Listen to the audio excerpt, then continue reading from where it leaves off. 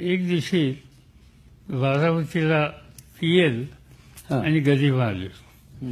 माझ्याकडेच उतरले होते. माझ्याकडे त्यावेळेला गाडी वगैरे नव्हती.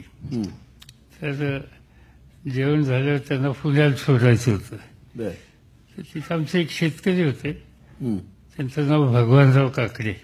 असे जाडजूड, सगळ्या 4 8 अंगठ्या सगळ्या बोटात वगैरे वगैरे. त्यांच्याकडे फियाट गाडी होती. तर भगवानरावांनी सांगितलं की या पाहुण्यांना घेऊन जायचंय, तुम्ही या माझ्याबरोबर, पुण्याला सोडायचंय.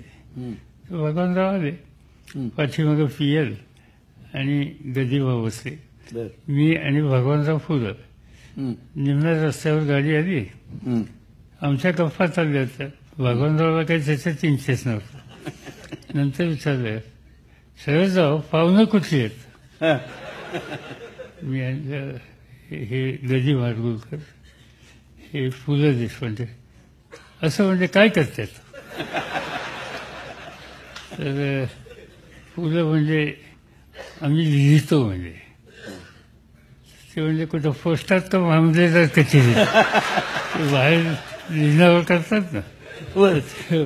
तर गदी म्हणजे मी पोस्टात.